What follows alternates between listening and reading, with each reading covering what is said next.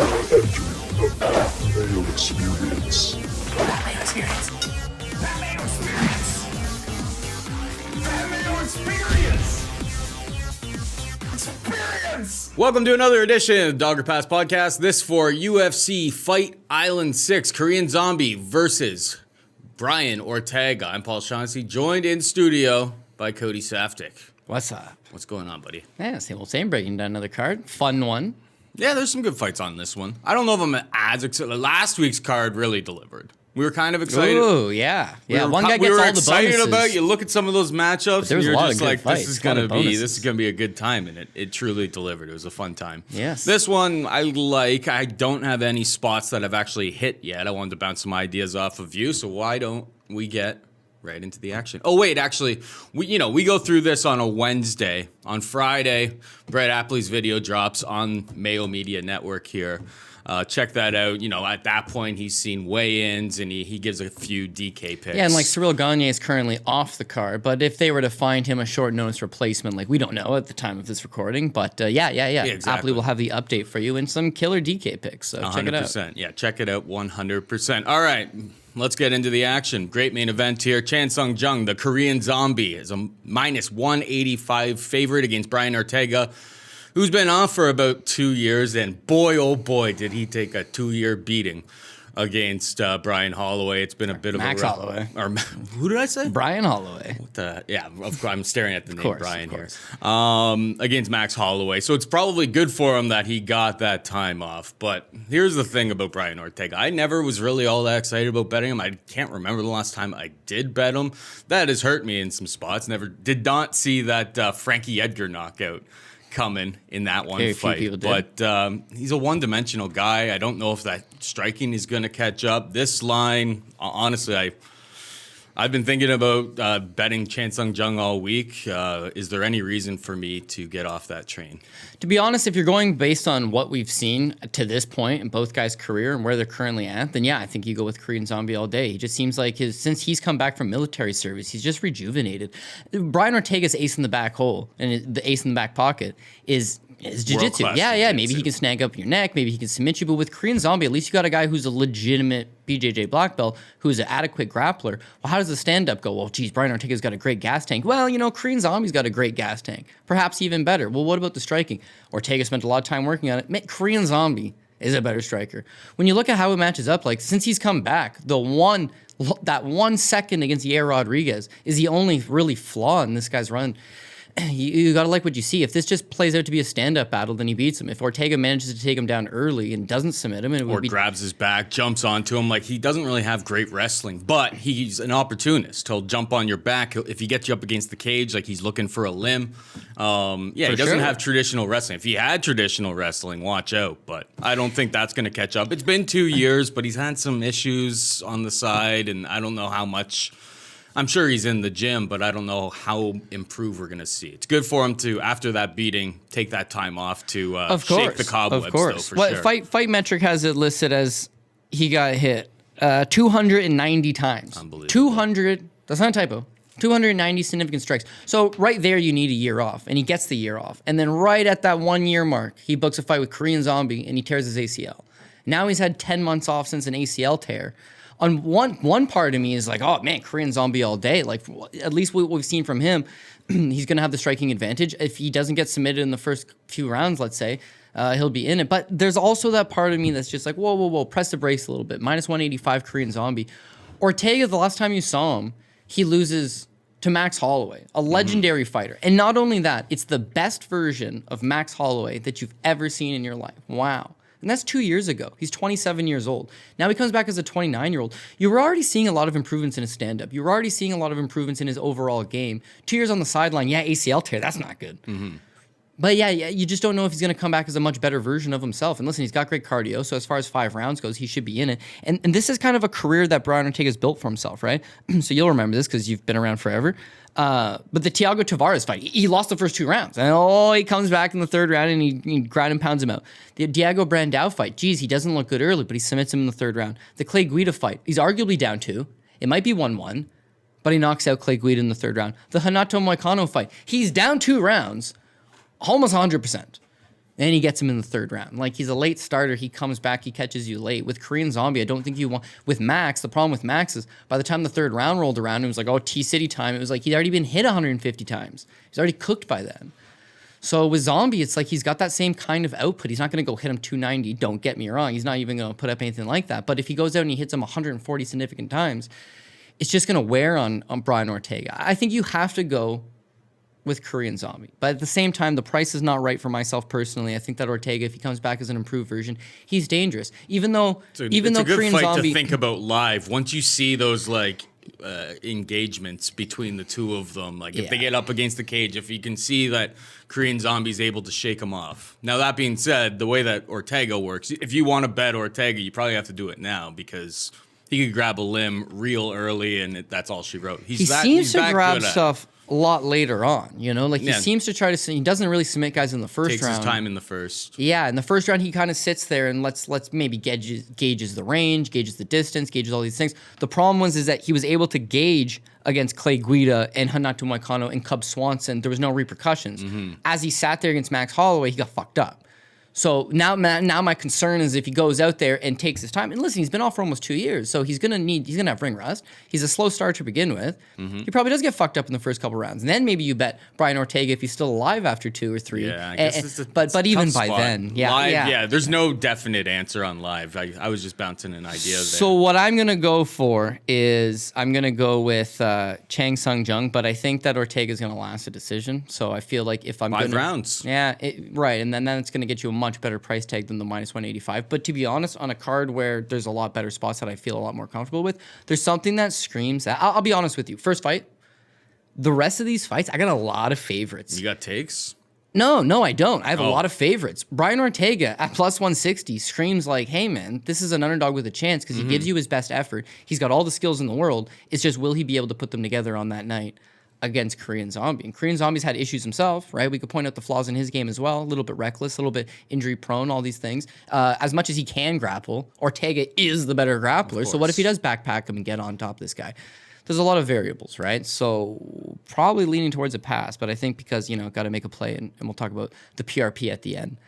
Korean Zombie probably by decision. Yeah, I'm kind of on the same page there. All right, let's move on. We've got Jessica Andrade taking on Caitlin Chookagian. Andrade, minus 145 favorite. Chookagian can be had for plus 125. Andrade moving up to 125 pounds here after looking like a bit of a destroyer of worlds as long as if she could get a hold of you at 115 pounds. But, my knee-jerk reaction when I saw the line, I saw the open, I really wanted to bet Andrade. I was just like, I think she's a lot stronger.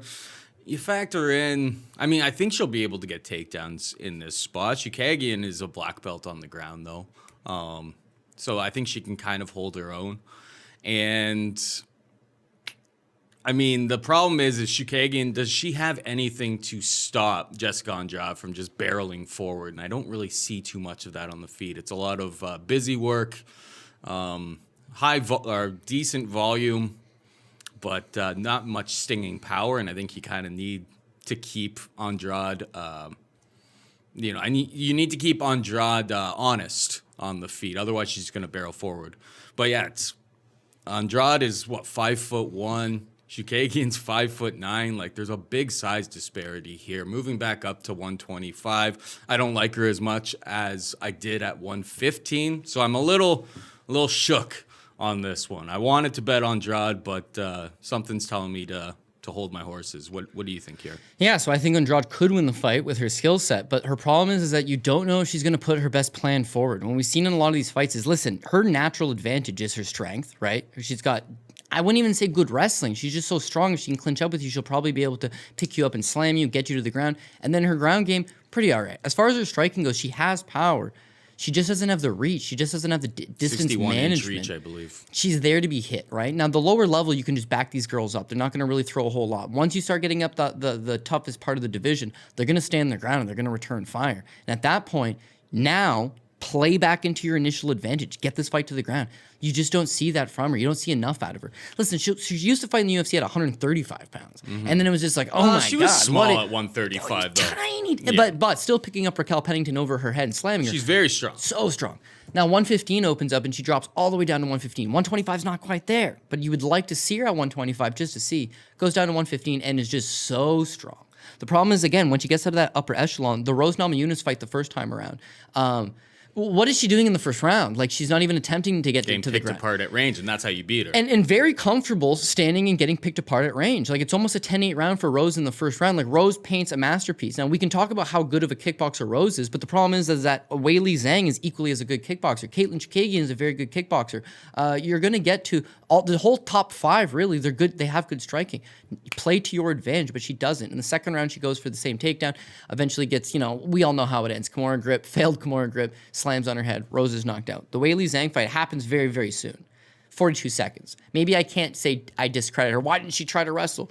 But it's like it just happened so fast because she just stood there. She just got blitzed and didn't even expect it. Should have just tried to get the fight. She wasn't used to anybody playing that game against her. Yeah. And you know what? It was only 42 seconds. Like, who knows? We'll cut her the benefit of the doubt. The second Rose fight, it's the same thing. She just doesn't commit enough to the takedown. Now, it's a close fight, but ultimately she gets outstruck. The natural advantage, especially fighting Rose, is that take her down and grapple her. Rose does have very good grappling, but Andrade from top position, come on, she's not going to get submitted. Rain down that ground and pound. She's also got a bit of suspect cardio. Like, she starts really good, and maybe it's muscling the technique. Maybe it's just winging these wild loopy punches. Maybe it's just putting power into every technique that's just like, oh man, she starts to fatigue. Caitlin Chookagian's got a lot of advantages in the fact that she is faster, right? She loves to stay on the outside, just pick away at you. This isn't Vegas in the small cage. It's Fight Island, where she's going to have a lot of room to play with in the octagon. Good point. And if Andrade decides, you know what? None of these punches are hurting me, and no offense to Caitlin Chookagian, it doesn't seem like her punches hurt any of her opponents. So now all of a sudden Andrade is okay standing at range and getting hit because it doesn't really bother her all that much. She just doesn't, she's not getting off quick enough, then I could see a path where Caitlin Chookagian just punches away. Now, Chookagian traditionally has a problem with takedown defense. Like, Joanne Calderwood took her down 3 times. Jennifer Maia took her down. Like, there's no doubt in my mind that even though Jessica Andrade is coming up a weight class, she could take her down. It's whether she's going to go and try to take her down consecutively for 3 rounds over and over and over again. And yeah, Caitlin Chookagian is a black belt off her back, or she's a black belt in BJJ, so she shouldn't be getting submitted off her back. I don't know that she'll be able to explode and get back to her feet consistently, but it all comes down to Andrade and Andrade's game plan. So again, if you're looking for someone who's probably considered a live dog, Caitlin Chookagian would be it. You would definitely take her by decision. I don't think she puts away Andrade by any stretch, but you're actually betting against Andrade's fight IQ more than her skill set because she's got the skills to win this fight. It's just that you see consistently time and time again, she's not getting to pull the trigger. And the last thing goes back to the first thing, really, what you said, which is jumping up the weight class. 5'9" is big for 125, Like, Caitlin Chookagian spent a lot. She's so good with her striking. She spent a lot of time working on her grappling. And now you start to see it catch up. She painted a masterpiece against Antonina Shevchenko, but that counts for nothing because it's Shevchenko. But at least it's a glimpse of how much she's working on her ground game, the improvements she's making. If she survives in that realm and keeps this predominantly as a striking affair, kind of like Rose was able to do, she probably picks away at her. So another live dog spot, but another spot you get the feel that you want to just take a pass on more than anything else. Fair. We got Jim the Brute, I believe his nickname is. Yeah. Crute taking on Modestas Bukauskas. Minus 340 Crute, plus 280 Bukauskas. Basically what we've seen from Jimmy Crute is like he's coming at you super, super fast, but I worry about that gas tank 100% with him.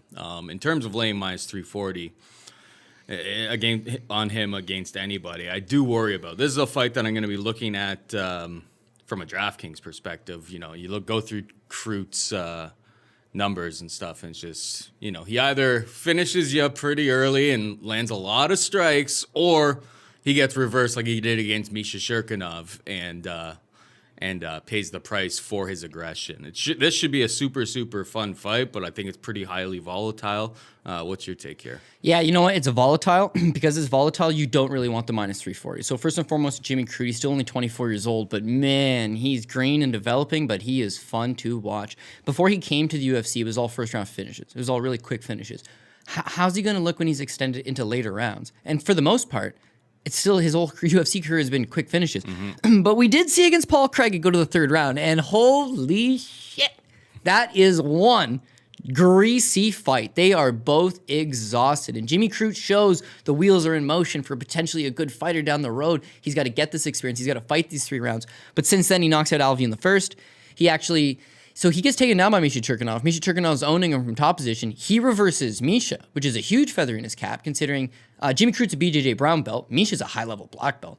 Reverses Misha and starts to put the beating on him. Absolute beating. And then Misha ends up getting the re-reversal, Peruvian necktie, puts him away. First round. The Mikhailo Malonchuk fight, or Lekchuk fight, first round. I got a nagging suspicion if this thing goes into the second and third round again, he's going to completely gas out, but he needs to experience that in order to build and get better. Again, he's only 24, so we can comment on his cardio issues and all that, but you're fighting in the UFC under the bright lights at 22. Now you're 23. Now you're 24. Progress is going to be made. He's going to get better. Modestas Bukauskas, he's only 26. No doubt he's making those improvements as well, but he seems to have a bit of some durability issues. So his 2 pro losses, he heel hooked in 18 seconds, no big deal because it's a heel hook. It happens. It's 18 seconds, and it's a long time ago. And then the John Redmond fight, that's worrisome. I get it's 4 years ago, but John Redmond's a small guy for the weight class. He's 5-11 is his pro record, and he knocks him out in a minute 12. Just catches him with that right shot. Since then, it's been a great deal of good matchmaking. He's fought guys that he's been able to overwhelm. No doubt this guy's big, strong, physical guy, good stand-up, good elbows. Debuts in the UFC against Andreas Michailidis. Again, he's got the striking advantage. He pushes on a pretty good clinic on Michailidis. It's competitive through the first, but Bukauskas looks good, and then he just absolutely KOs him right at the buzzer. So that's why it doesn't go past the first round. Bukauskas, still same thing as Jimmy Crute, growing, getting better, learning these experiences. But I like where Crute's headed. He's got the natural grappling advantage. As far as his striking goes, Bukauskas better striker, but Jimmy Crute just throws caution to the wind. And honestly, if this is 2 young prospects that end up getting into this greasy slobber knocker type fight, I want the chin and the durability of Jimmy Crute, who's been chin checked, has taken it, trains with Sammy Greco is his kickboxing coach. No doubt he'll be ready for it when time comes. Versus Bukauskas, who I think after that first round, maybe he slows down, Jimmy Crute finds a way. So I got Jimmy Crute. Unfortunately, that 340 price tag just keeps screaming at you that you would have to go Jimmy Crute inside the distance. Under 1.5 rounds. What do you think about that? Jimmy Crute either puts him away or you think Bukauskas survives and puts Jimmy away. But I don't think, I think if Bukauskas wins, it's not a quick finish. If Jimmy wins, it's a quick finish. So in that regard, I could see Jimmy losing, and I would rather just hit 280 on Bukauskas instead of trying to. It's basically prices will pick them. That's why I didn't want to tell you the price yet. I didn't want you to overreact. It's price at a pick them. But it sounds like you're kind of split on it. I think Crute will end up taking him down and submitting him, taking him down and putting a show on the ground. I just think 340 got steamed to be a pretty big price tag. On DK, I wouldn't mind at 9,000 because I know he's going to shoot for the quick finish. Exactly. Just the money line side of things, I now have to parlay him, and just it's a fight with a ton of volatility to it. Or like it could go either middling way. light heavyweights. And but when you like to finish your opponent, status of that division. Yeah, when you like to finish your opponent and you go for it, you create a lot of openings, right? And I think that Modestas Bukauskas could capitalize on something, but I think Crute's durability will eventually see through that he gets the victory. How the mighty have fallen. We got Thomas Almeida taking on Jonathan Martinez. Almeida minus 130. Martinez plus 110. This was like the hottest prospect on the rise in the UFC, a few years ago. Runs into Cody Garbrandt. He was the favorite in that fight, wasn't he? I think he was a... It was pretty close. He might be a slight dog. I'll click on it right now. Against him. Because that changed everything. That night changed everything for him. I mean, but Cody hits like a ton of... Holy shit. Yeah, he was a big favorite. That's what I'm night. saying. That's absurd. He was minus 260, I believe, it opened, and like minus 185 at close. So money was coming in Garbrandt, rightfully. Rightfully so. But yeah, wow. I didn't actually think he was that big of a favorite. No, I know. That's what I'm saying. He was everybody's insane. darling. He was everybody's darling. Both guys have kind of shown durability issues, It's funny how that happens, eh? Garbrandt, none of them had durability issues going in, and both of them have major durability issues coming out. But that's the fight game, man. Not everybody's built for it. 100%. Jonathan Martinez is not exactly a guy that finishes you really early. I don't think there's like crippling power. Most of his finishes later in the fights. I think it's good for Almeida. He's taken, I think it's nearly 2 years off since the Rob Font. Like, losing to Cody Garbrandt, Jimmy Rivera, Rob Font. These are top 10 guys at bantamweight, which is such a great division. The best, yeah. In general. I think lightweight's still better. But bantamweight's the greatest. Well, we could argue that all day, too. Yeah, to each their own, whatever. But, I'm very, very tempted. As long as Almeida kind of shows up this week, I think hopefully this line kind of hangs around. I'd like to see him at the weigh-ins and all of that, but I'm pretty tempted to to lay, minus 120. Like, they're basically calling this a pick 'em. I don't think it is. Skill for skill, I really do like what Almeida brought to the table. If I'm fading a knockout, I don't think Jonathan Martinez is like the most scary guy that I would be doing. If these guys just hang out on the feet, I think Almeida torches them, don't you? Yeah, well, I think if you're going for like that youth and that longevity and all this and that, it's not Almeida's only 29. I know. So I think part of it is he shop worn? Yeah. Does the 2 years off help him? Fuck yeah. And whereas Ortega's also had 2 years, he's dealt with this knee surgery, right? I don't know that Almeida's had any other crippling injury. He's just had time. Now, his problem with being a shoot-to-box style fighter is that they're just so like flat-footed and plodding and stay in the pocket. They want to unleash punishment on you, but they're there to be hit. And now when you take on Cody Garbrandt, geez, he's got dynamite in his hands. He's got good technical boxing. He sparks you up. Oh, geez, Jimmy Rivera. Oh, man, he's a little tree stump. Nasty leg kicks. Very technical with his striking. Rob Font. Rob Font is a dark horse in the division for sure. Just in that you think about all the great names at 135, and he doesn't even crack top 10. But it's like, guy's good, man. And he's really sharp and technical with his striking. You got to be a little bit of loopy for Thomas Almeida to take advantage of it. And Martinez is actually really classically trained. Like, he is sharp and he is technical. The difference is with Font, Rivera, and Garbrandt is they are all these top 15 guys. And you see with Jonathan Martinez developing, getting better, looks better every time out, but it doesn't look like his trajectory is the top 10. I don't know that he reaches it that far. Again, if you look at what you see on tape, it looks like Martinez is going to have the speed advantage. He's going to be a little bit crisper. He's going to be a little bit sharper, and he should be able to land on Thomas Almeida. But at the same time, you see the Andre Ewell fight where he just eventually finds himself in a rhythm where he's just going tit for tat with a fellow striker. Ewell's long. Ewell's able to land those strikes. But I think that Thomas Almeida can make it happen. And the last thing that I'm going to lean towards Thomas Almeida on this one as well is he has a really good leg kick game, right? That's part of the reason why you were able to eventually time the leg kick and hit him with a counter punch. But Martinez likes to kick a lot as well. Martinez has got a lot of movement on the outside and likes using his kicking game. Slow this guy down. Chop out that lead leg. Once you get him slowed down and he's not moving laterally as much, then you can start to close the distance on him and unload with your hands. And then Thomas Almeida will be able to pull through. So I know at the beginning of the show I said I didn't have a ton of underdogs on this card, but honestly, yeah, Jonathan Martinez is what I would consider as live underdog. He's only plus 110. But you get that impression with Thomas Almeida at minus 130. It's almost like if he goes out there and styles on Martinez, you're never going to get a price like that over I'm not going to say nobody. I do like Martinez, actually. But against somebody outside of the top 15. 20, yeah, you're just not going to get that kind of price tag. And he does have the makings that we have seen glimpses of brilliance from him in the past. We have seen these big performances where he did look good. We've also seen him slow in other spots. Who knows? I would want to say pass, but because I'm passing on a lot of these fights just on the basis of they're close and I see a path for the dog, I'm going to go with Thomas Almeida and just trust the gut. Hope it's right. All right, we got James Krause taking on Claudio Silva. Krause, minus 165. Claudio Silva can be had for plus 145. What's your take here? Okay, so I'm going to give you guys full discretion right now, right? Claudio Silva. I'm 0-5 on Claudio Silva picks, and he's won all fucking 5 of them. I've literally picked against this guy 5 times in a row, and he's won all 5. So let's just go over real quick. He debuts in the UFC against Brad Scott. This is 2014. He's had 5 fights in 6 years. God, I do not like Claudio Silva. Just every year he just comes by to just go. Every year. Just drop one in your apple pie. Every year he drops by and fucks me. Every year. So when the Brad Scott fight in 2014, right? He's a plus 220 underdog. He's no good. I've tape studied this guy a million times. I've worked fights he's been at. No good. He's a BJJ black belt. I think now he's like 2nd or 3rd degree. His wrestling's awful. His gas tank's awful. His striking's non-existent. He's a plus 220 underdog to Brad Scott, but he goes out and he beats Brad Scott. His second fight in the UFC, he fought Leon Edwards. He took him to a split. He was a plus 180 underdog. Wouldn't you know it? He beat Leon, but that was just a version of Leon that does not exist anymore. Don't expect that to ever happen again. The Nordine Taleb fight, right? He's a plus Leon 6 years ago. Yeah, the Nordine Taleb fight. He's a plus 310 underdog. And he fucking gets Nordine down and submits him. Son of a bitch. Now the Danny Roberts fight.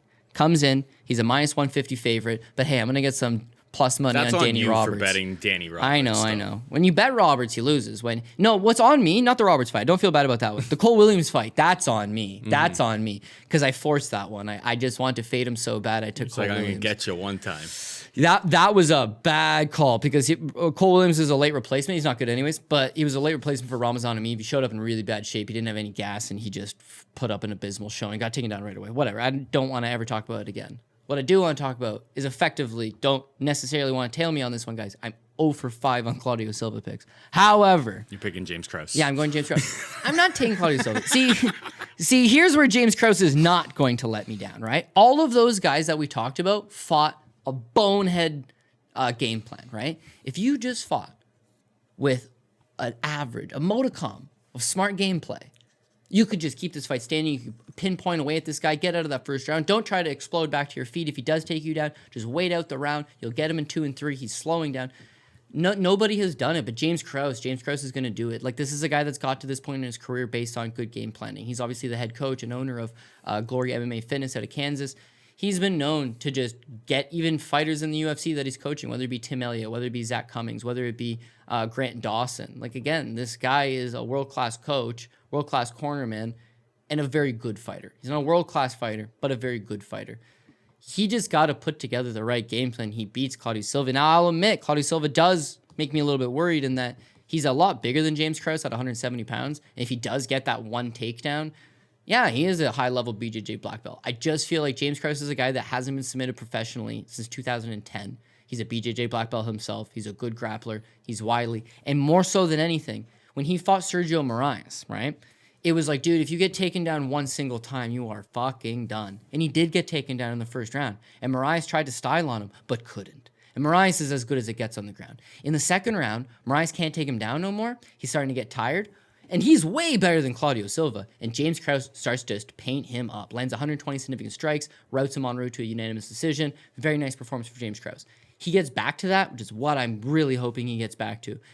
Maybe he drops the first round of Claudio Silva, but he comes back in the second and third and he beats this man. Doesn't get finished in the first, beats him in the second and third. This is officially getting to curse status, and I am looking to put an end to the curse right now. The James Krause, the pick. I feel better about it than actually the first 4 that we talked about.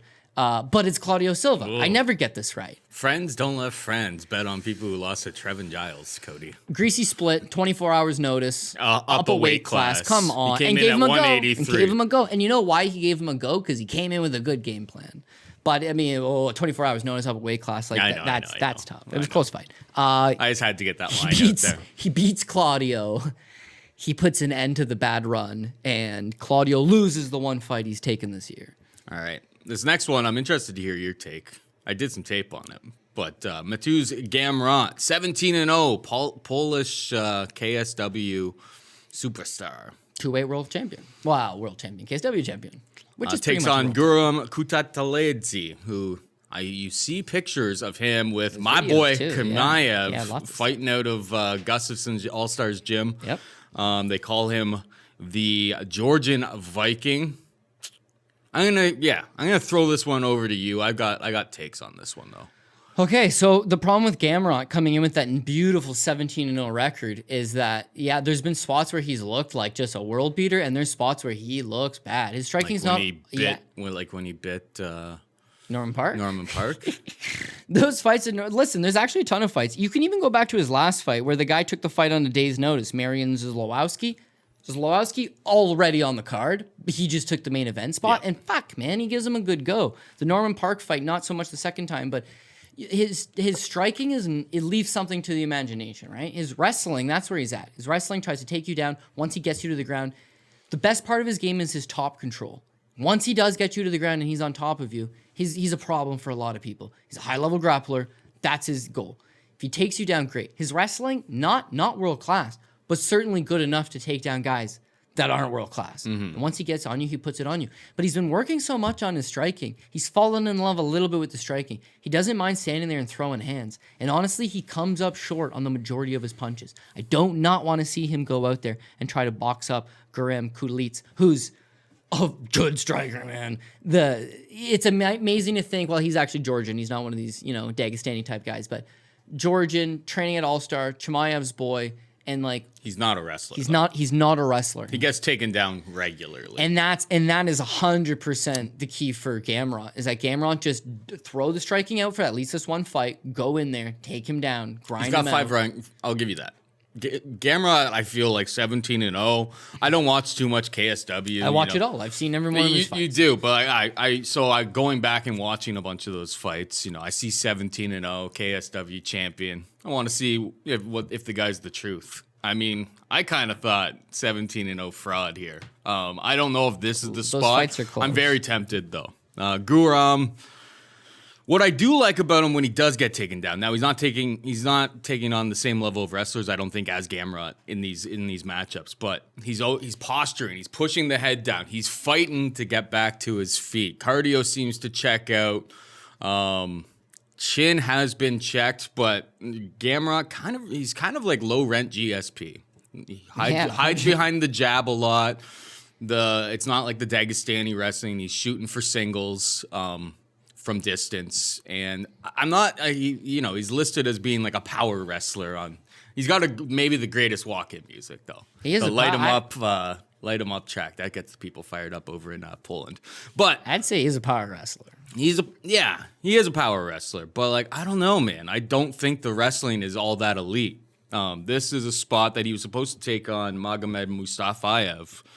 Honestly, I think Guram may be on that level with those guys. I do like how he fights to get back to his feet. The problem is that Gamrot, man, he can go 5 rounds all day long. So like 3 rounds is gonna be nothing. Guram could get taken down multiple times here and just never find his spot. Matus definitely can take a punch. I'm gonna be fading Gamrot at some point.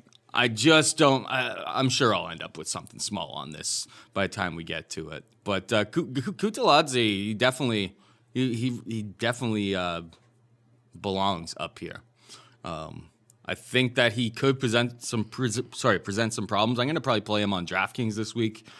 I was thinking about laying the minus 250, but the more I think about it, I do think a 2-1 like decision is probably the most likely outcome here. But Gamrot will be faded in fights to come. Yeah, well, it just depends if he's able to make that leap. Because when you watch him in KSW, and you can bet on KSW, by the way, he's minus 340, minus 360, minus 650, minus like whatever they present him, he's a overwhelming favorite. And that's where it doesn't look like he delivers. He's always this big favorite. So seeing him in the UFC at minus 300, I get the same sense. He's not going to look like a minus 300. He's going to look like almost like Tagir Ulanbekov this weekend, right? He won.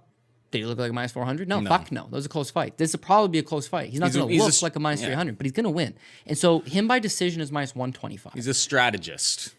Yeah. He's going to stick to a game plan. He's going to stay on top of you. Yeah, if he stays at range with Kutaleladze, he's in big trouble. But he seems smart enough that he'll stay out of it. Really wanted to pull the trigger on him here, but I won't. The Zalowski fight, right? Zalowski is, as I mentioned, took it on short notice. It went 5 rounds, all 5 rounds. The Norman Park fight, that's the one prior to that, and it's actually the trilogy fight in Norman Park. It's a doctor stoppage due to a cut midway through the third. Man, it would have went 3 rounds. The Kleber Koik fight, that guy's my boy. Earps is my boy.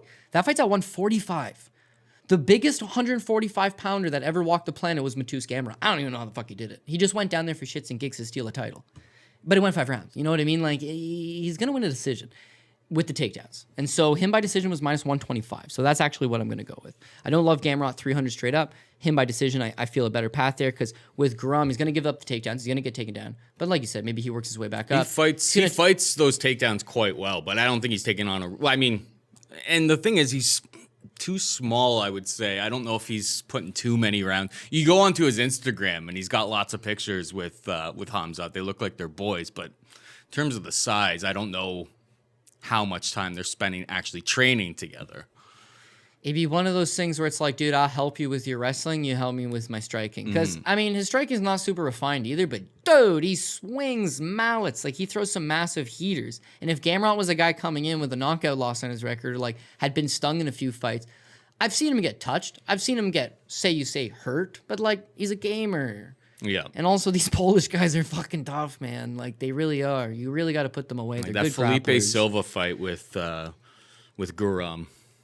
Like, he got, like, that was just bonkers. They literally just came out of a cannon, went at it for 45 seconds. He almost gets, he gets stunned. Nasty, yeah. He gets stunned, almost gets dropped, and then he puts him away. But like, the KO, he's like not even looking, and it's like the piece of his fist just clips. It's like he embodies power, but not necessarily techniques. We'll see where this line goes. Maybe I'll take a little got punt on Guram, but we're not quite there. We got Jillian Robertson taking on Poliano, but Botelho, minus 225 Robertson, plus 185 Botelho. What do you think here? I honestly think that Poliana Botelho, if she comes out with some better takedown defense, then maybe she keeps the fight standing. She keeps the fight standing, then she should be able to beat Jillian Robertson, who I'm just not super fond of in the striking. But see, Robertson's got like a one-track fighter. She's got a one-track mind, and I like it. She knows that she's a good grappler. She knows that she has decent wrestling for the division, and she wants to go out there, take you down, establish top pressure, establish top control, grind away at you, a little bit of ground and pound, improve position, try to submit you if she can. I like that. I like that she just gets right back to it. She doesn't have a false sense of security with her striking. She needs to go out there, and she needs to try to get this fight to the ground. With Poliana Viana, I believe she's a black belt as well. I'm not saying she's not good on the ground. It's just I think that the takedown's there to be taken. Jillian Robertson takes it and establishes top pressure on her. Again, I don't really want to bet Viana trying to get the submission off her back. As far as the striking goes, I'd give her the advantage. I just think that Robertson probably goes out there, gets the takedown, is able to get on top. And when she does, she's probably going to cruise out a couple of these rounds Unless she gets armbarred from guard. Yeah, armbar for guard is 100% live in this situation. And again, when you look at Viana versus Pearl Gonzalez, Pearl just offers her up. Nothing. She has her way with her. Suri Kondo, it's a body kick really quick. And Suri Kondo is very small for the weight class. Cynthia Calvillo, it's a tough barometer because, yes, that's finally a wrestler grappler, which is what she's going to face in Jillian Robertson. And she doesn't look good against Cynthia Calvillo, but Calvillo ends up being a world-class competitor, world-class talent. It's tough to give her that gauge. The Lauren Mueller fight, I don't know. It's a close fight. She had to rely on her takedowns. She's got to rely on her grappling to win her these spots. Against Jillian Robertson, if she's not taking Robertson down, I don't think she is, this probably still ends up being a grappling match. And if Robertson is the one grappling her from top position, then she's going to get the win. So, I'd like to say pass this because I don't really feel comfortable 225 on it, but I think Robertson gets the job done. And I would like to say Robertson by decision to try to improve what I don't believe is a very good price.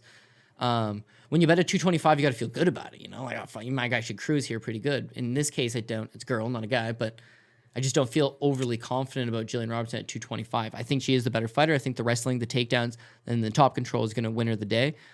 But I don't know that I'll be adding her to all like the high end. Robertson parlays. by decision plus 385. And that's because Robertson is a quick finisher, right? Mm-hmm. She goes out there. She's got the grappling advantage on a lot of these fighters. And she finished Courtney Casey last time out. That one's impressive, to be honest. But you got to factor in that Courtney Casey fight that it happened with, like, how much time was left in it? There was not a whole lot of time. Against Casey? There was 20. There's 28 seconds left in that fight with Courtney Casey, okay? It is 100% going to decision. And Courtney Casey just makes a gaff of an error and gives up her neck with 28 seconds left. Jillian Robertson was going to win that fight by decision. Now, when she's fighting Veronica Macedo and Sarah Frota, you're going to get a quick finish. When she fought Macy Barber, she was the one that got quick finish. Those are quick finishes. I can see Poliana catching her standing. But as long as Robertson's not keeping the fight standing and just tries to pressure with the takedowns, she's got a good enough gas tank to do it for multiple rounds. She looked a lot better in the Courtney Casey fight. And then the Amanda Lowen fight, I know you'll see it on Tapology. She lost on Submission Underground. I bet Amanda Lowen that. You could bet that fucking card. Amanda Lowen, holy shit, man. Talk about like female grappler extraordinaire. It's like, this is it. Once she gets you to overtime and you're allowed to start in the armbar position or the triangle position, you're done. You're screwed. So it's nothing against Jillian Robertson. The fact that she made it that far against Lowen is pretty impressive in its own right. I just hope she stays out of submission trouble, gets the fight to the ground as quick as she can. But for 225, I'm not feeling it. We got Jun Young Park taking on John Phillips, minus 255 Park, plus 215 Phillips. Any thoughts here? Like, it's hard to click on John Phillips, I would imagine, in just about any sort of spot. But we're dealing with a pretty low-level opponent here. It should probably be a lot more competitive than, say, his last time out against Hamza Chimaev. Most of Park's losses come by submission over the course of his career. That's not a threat against John Phillips, I'll tell you that much.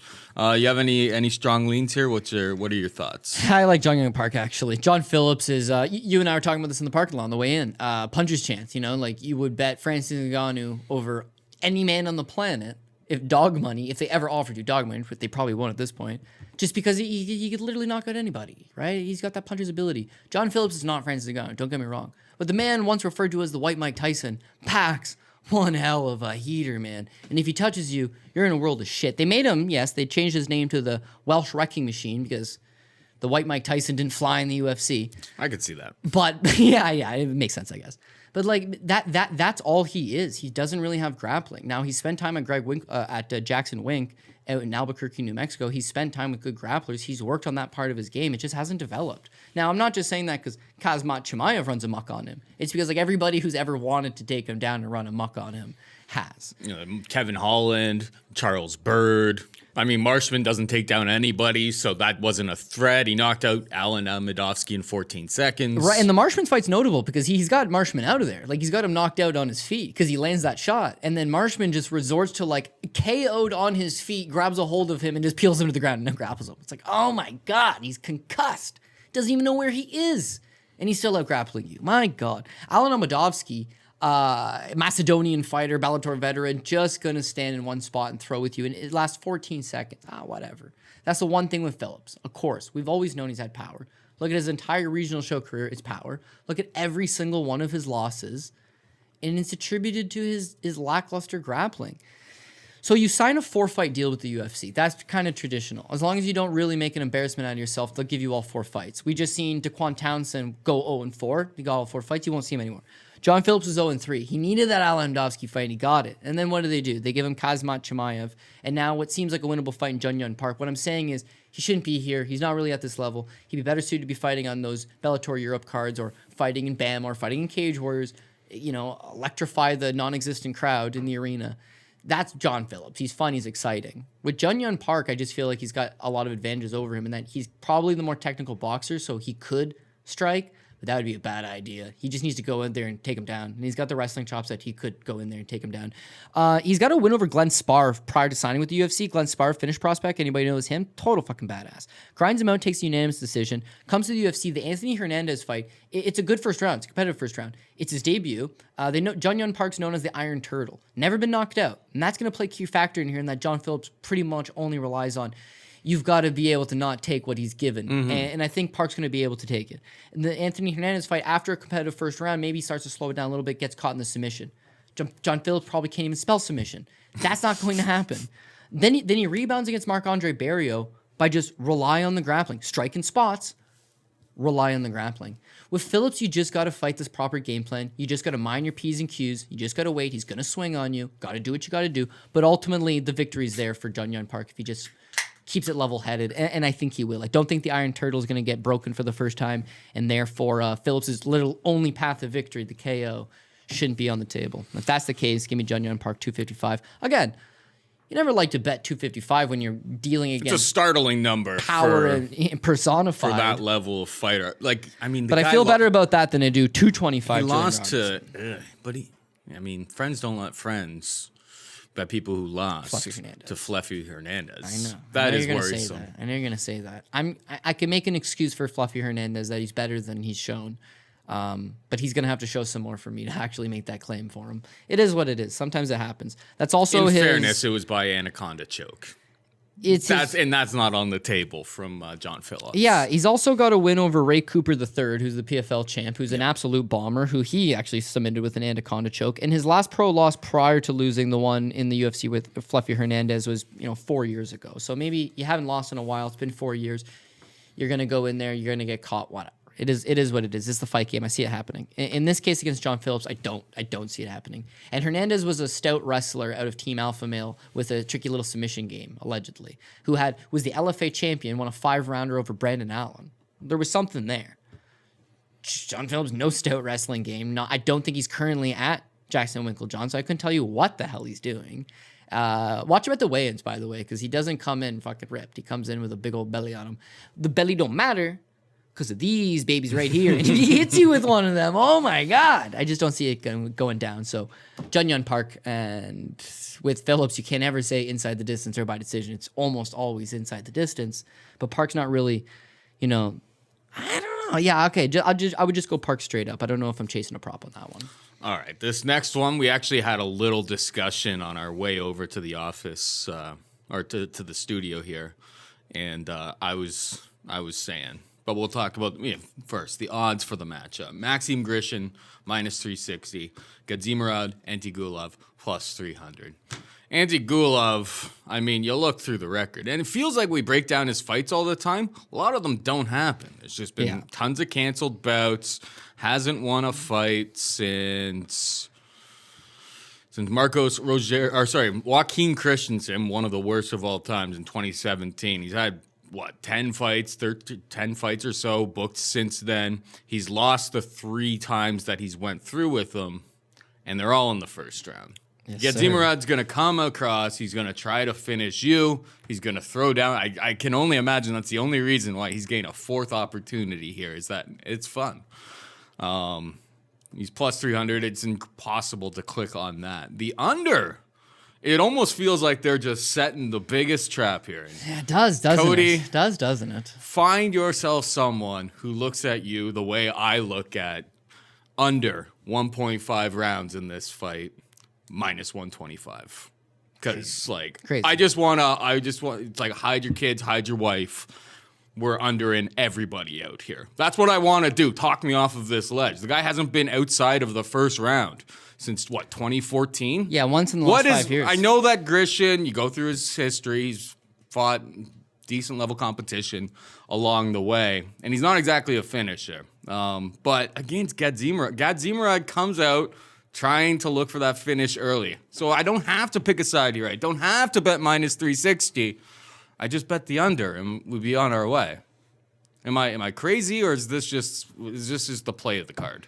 No, I think you're not necessarily crazy. I think with Antigulov, if you are a fan of the show, then you know all of the greasy theories that we've thrown out there for one Gamrot Antigulov over the past. But he knows all of these greasy theories are in fact actually accurate. And so he fights to it, man. He's only there to fight for 5 minutes. He's got 1 round in him. He cannot fight longer than that. Matt Best, hit me with the board real quick. We'll just want to bring up 2016. He got to the 2nd round, but I think the under has cashed ever since 2014. Do we have a board with his face or we no? don't? No. Okay. Then just bring it upon yourself of just going and looking at a picture of this man, and then just take in consideration that this man claims to be 33 years old. Lie. Flat out He's lie. at least 40. Okay, so he signed to the UFC. I actually wanted. He was a plus 140 underdog against Marcos Rogério de Lima, who I love to fade. You got a Russian coming in, combat sambo specialist, ends with a V. It's for me. I like him. I reach out to my Russian specialist. I say, I'm gonna hammer this plus 140. He says, yeah, he should win. Keep in mind, he's 40 years old. This is 4 years ago, man. And no way. And how has he fought this many times? And I think this is the first time I've ever heard this part of I've told you this. He's lied about the age. I've always said, let me see the guy's... Yeah, but you were saying like greasy theory is what you said before. Now it seems like you actually have name. Circumstantial evidence. Wow, I don't have evidence because I'd have to be able to present not just like, oh, my buddy. Where's my your real Russian birth guy, certificate? My Russian guy. No, in that he doesn't have an ACL in one of his legs, right? So when you see him fight, it's kind of noticeable. He's definitely herky on the leg, and he doesn't want to fight for more than 5 minutes because he's not 33 years old, which would imply he's near the back end of the prime years of his career. No, those are years ago, and he's damaged goods. So he got to go out there and finish as quick as possible. It worked for him. The Rogério de Lima fight, he got a bonus. I mean, he got a performance bonus. So he picked up 50 G's. Fights by the sword, dies by the sword as well. Like, right, that's generally how he fights. For sure. So he goes out there and he got a couple performance bonuses. Doesn't have to fight past the first round. Perfect. And then against Jung Kutaleladze, he tries to just like, oh, it's not working. Against Oleksichuk, oh, it's not working. And then with Paul Craig, I mean, he gets the takedown. He gets right on top of Paul Craig. And Paul Craig just like, you can see this triangle coming in slow motion. And come on, you're fighting Paul Craig. You got to tell me you didn't plan for him throwing up the triangle, but no. Literally what he does. And it's in slow motion. And just like, he's just like, how much time's left in this round? Shit, 3 minutes? I'm just going to let it happen now. It's like, boy, oh boy. So with Grishin gave a bad account of himself in his debut, but it's understandable. He takes it on short notice, up a weight class. And not up a weight class, I competed at 55. I'm a natural 45. It's like, no, he went and fought a 255-pound plus man in Marcin Tybura, who largely just controlled him up against the cage. If that doesn't happen here, what you're going to have is probably Antigulov might be able to go out there and he might be able to take down Grishin in the first round. He might be able to get him. But once he doesn't finish Grishin in the first 2 or 3 minutes, Grishin's getting back up and piecing him up with his kickboxing. Grishin's got a lot of finishes on his record. He's a good kickboxer. He wasn't able to show any of that against Tybura because what would happen was when the fight did reach open space, He was so gassed. Shit, Tybura looked.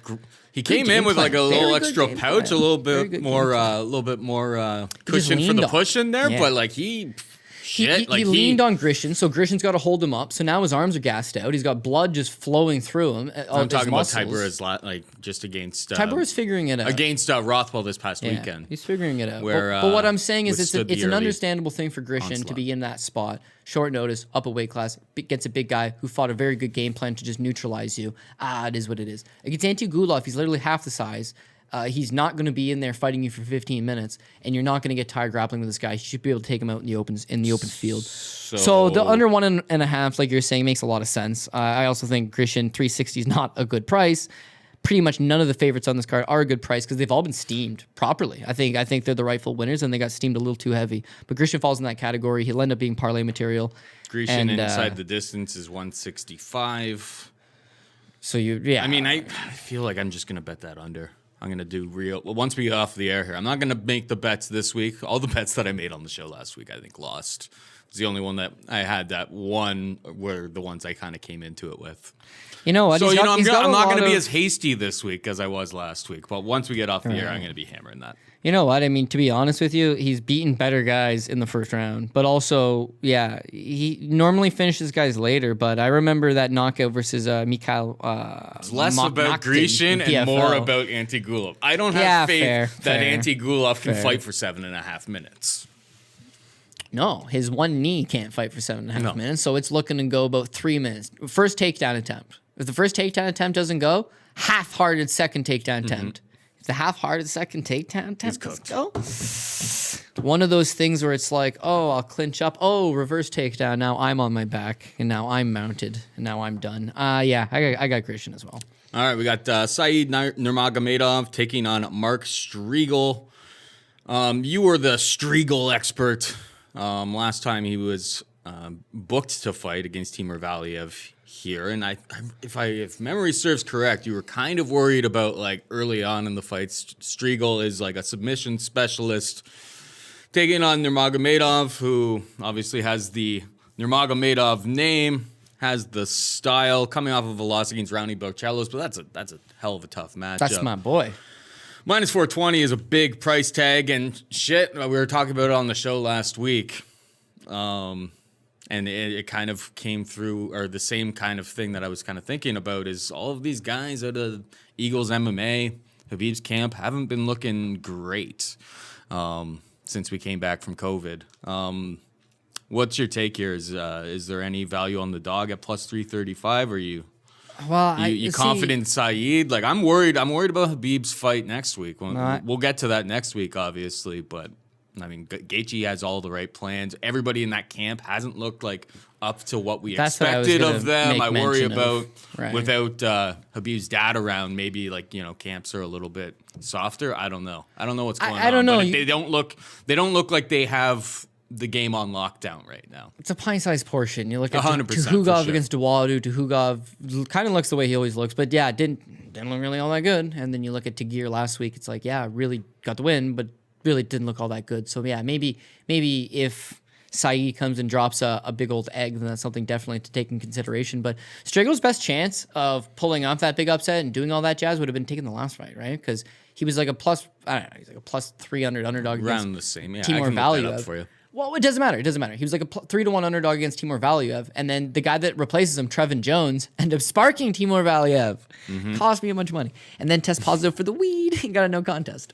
But we all know what happens. He absolutely sparked him.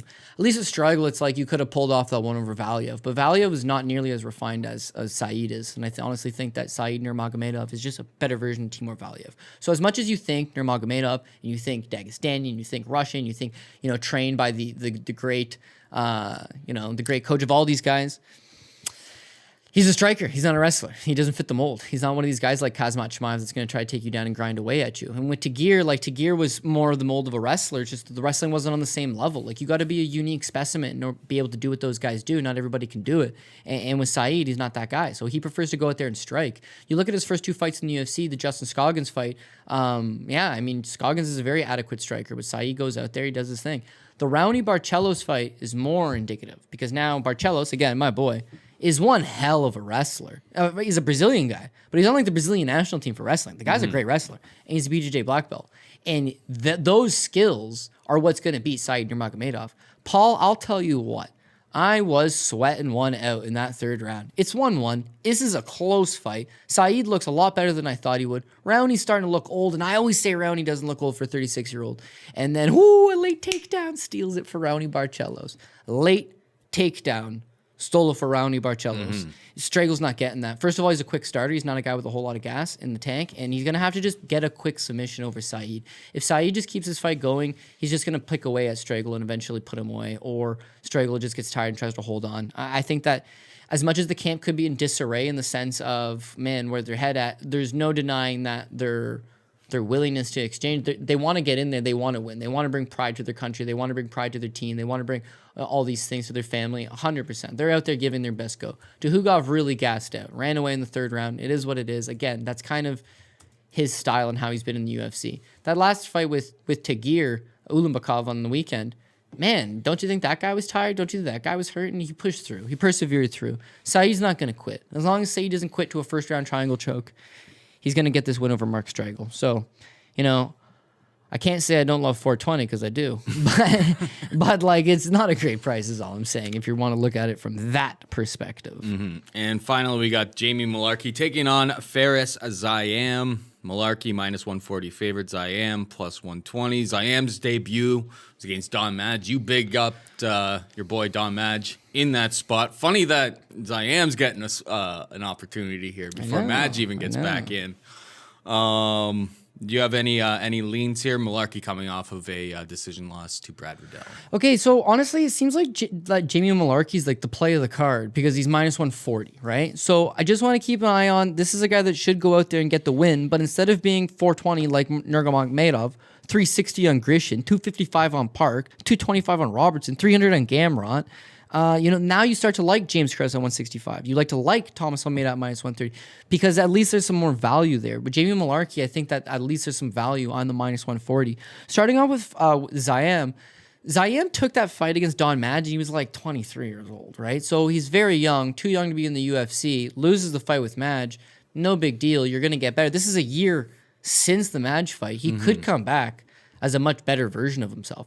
I just haven't seen that better version of him, so I can't confidently sit here and say, oh yeah, man, he's made those improvements. The other thing is Don Madge is a badass Muay Thai specialist out of South Africa who handedly out-grappled this kid. Like, this kid's grappling was not there at all. And so Jamie Mullarkey's not a very good grappler himself, can wrestle, tried to take Brad Riddell down a few times when they fought, but you know what? We've seen with Brad Riddell, takedown defense, spend a lot of time working on Most of the guys at City Kickboxing are at least getting defensively sound. Magomed Mustafayev took him down 8 times, but couldn't hold him down any of those times. And then the fight with Alex Silva, his next time out, it's like he stuffs the takedowns and start piecing this guy up. So Mullarkey's wrestling, it was off the table right from the get-go. Now, he was actually a better technical boxer than Brad Riddell. And that fight is one hell of a fight. It actually wins fight of the night for the card.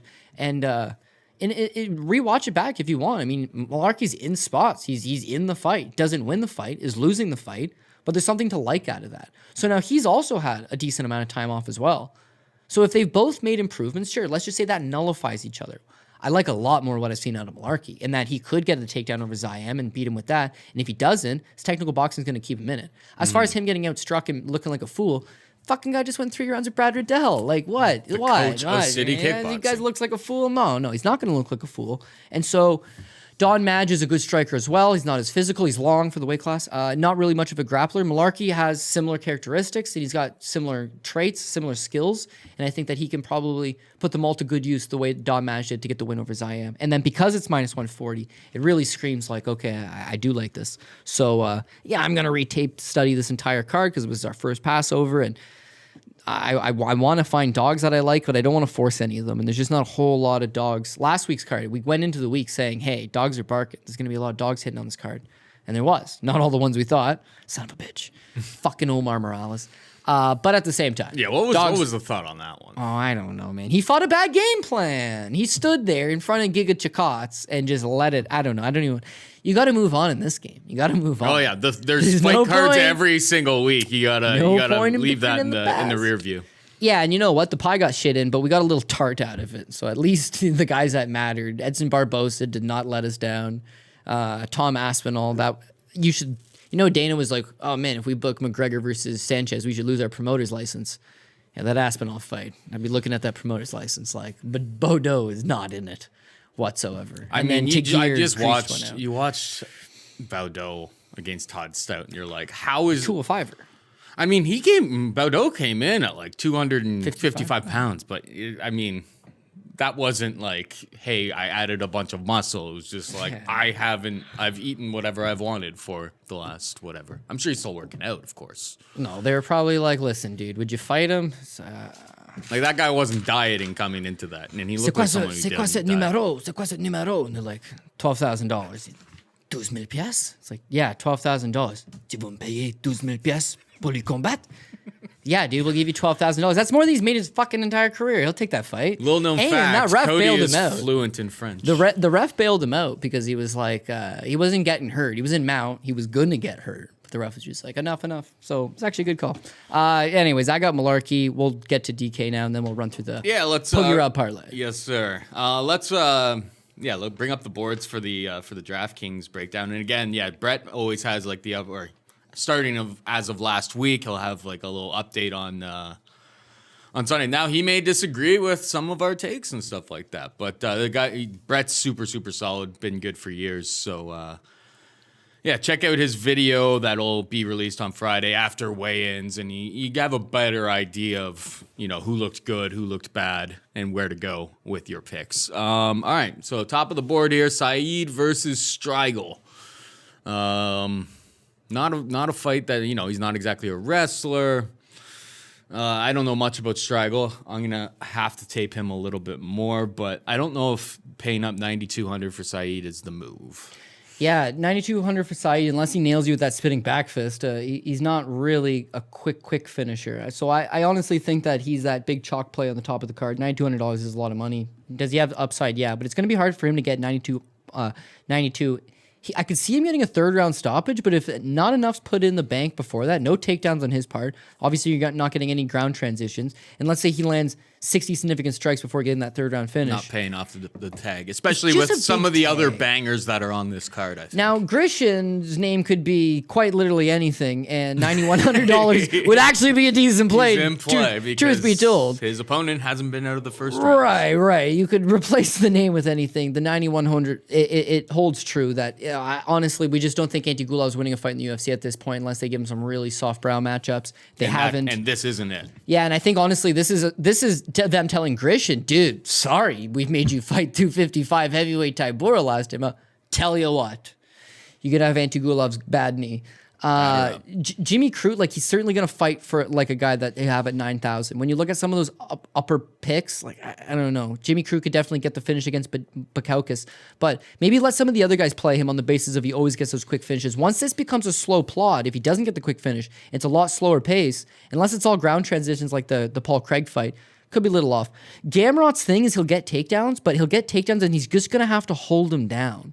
And Guram is good at getting back to his feet, pushing down the head. Like, that's what I saw a lot on tape. Is that he seems it seems like he gets taken down in the gym all the time, but he knows how to get back up. Now, I guess if Gamrot, doesn't get knocked out, he could get a lot of takedowns in this spot. Guram, on the other hand, Mateusz Gamrot, not exactly a potent finisher. I mean, for 7,300, he's a guy that maybe has upside to land a bunch of strikes if Gamrot's not able to land all those, but he probably has a safe floor because I don't think he's getting finished. Yeah, now Jung Park's actually a poor man's Maxim Grishin in that he's $300 less, but he's got a lot of that same upside in that John Phillips is probably going to look to line him up in the first round. If he doesn't take him out, Park could get takedowns, he could get some striking, and he's shown a decent submission game as well. He's got some later finishes in his career. I could see him getting Phillips out of there late, but because he could add takedowns in and all that, it could be good. And again, the comparison to Maxim Grishin is you're just hoping that the opponent falls over after 5 minutes. Julian Robertson's got a game based on takedowns, top pressure. It actually does score a lot. 8,700 doesn't seem all that bad. Just got a bad gut feeling against Poliana Vitello that she could spring an upset. Armbar for guard. Maybe that's somebody I look at on like a cash game play just to really save some money. Or I don't know how I would chalk it up. I probably just want to pass on this one altogether because, the armbar from guard's live. And old WMMA has been a stinger for me. Chang Sung Jung versus Brian Ortega. Come on, you have to have. You need the winner. To have. They'll be on the optimal. They'll be on your lineup. Everyone's gonna have them. The key difference here is what side you fall on, because you're saving $1,000 if you go Brian Ortega, and he's got a lot of upside. But Chang Sung Jung, as we talked about, is probably the favorite in the spot. And if he wins, especially over the course of 5 rounds, if it goes 5 rounds and it's it's mostly on the feet, day. he's going to land upwards of 150 strikes. It's 100%. So now it's like, okay, we need to start saving some money. 100%, we need to start saving some money, and that's where you get to a lot of these plays that I don't mind whatsoever. But James Krause, you know what? Claudio Silva hasn't shown durability issues per se, but if you can just keep him standing and land 120 significant strikes, you're going to get those 85 points, man. The 8,500 actually looks good for James Krause. The Jessica Andrade fight. Disclaimer. Oh, yeah. Disclaimer, Cody's never picked the Claudio Silva fight correctly. You're only tuning in for the DK portion. If you skipped on the time codes. Full disclaimer. Buyer beware. Yeah, 100%. So buyer beware on Claudio Silva for sure. With Jessica Andrade, Caitlin Chookagian. Caitlin Chookagian is, I hate the term, but it's kind of accurate. DraftKings cancer. Now, she put up a lot against Shevchenko because of the takedowns, but like that's not on the table here. Standing on the outside, pot shotting, landing one of every 3 strikes. Reach advantage and length advantage, which is how she's probably going to have to win this fight if she does. And I don't think she could win this fight, but even in victory, she's not going to walk. Not the play. She's not going to walk Andrade down, right? She's going to probably try to counter strike from outside. Yeah, for sure. And with Andrade could score a lot of points on that. Oh, she's got the takedowns, but her punches are actually largely going to come up short in this spot. They don't really tend to score clinch strikes a whole lot, and I think that's where she'll have a big advantage is in the clinch. And then as far as the takedown goes, she's not really one to advance position. Like, she'll hold you down and pound away at you. She has good submissions, but she's not going to submit Caitlin Chookagian, and so therefore it could be a little bit of a slower pace. The problem is it's a really good price. So as Pat would say, I don't care what they score, I just want them to win. If that's the case, Caitlin Chookagian at $7,800 doesn't look terrible. The flip side to Andrade at $8,400, she's got more of a high ceiling potential. Just don't know if I'm buying into it. Mullarkey at $8,300, I like that because if this just ends up being a good fight, tit for tat, fight of the night type fight against Riddell, but he gets his hand raised, he's going to be worth it for $8,300. If he gets the takedowns and puts his kid away, if he's able to land his hands, if he's made those improvements, it's still worth it for $8,300. Likely a pretty low-owned fight, too, just being the first one on the card. Not too many people are going to be on that one, I don't think. And a wise man once told me, I don't mind taking the first fight, because if it goes real wrong for me, I can rebuild for the main card, DK portion. Well, unless a fight drops off. I think there's only one fight on like the quote-unquote Fight Pass prelims for this. They'll get Gagne a replacement. Yeah. You think so? I just hope it's not Max. You think Grishin. there's someone hanging around there that wants to fight him? Antigulov is definitely ripe to pull out. I think you call Bodo and you say, 12 pièces? And he'd be like, 12 pièces encore, tabarnak, oui, oui. And he takes it all day. But if you don't want to go that route, then I suppose Gagne doesn't have a replacement opponent. Thomas Almeida, Jonathan Martinez. Honestly, I'm going to be honest with you. You're going to want one side of it.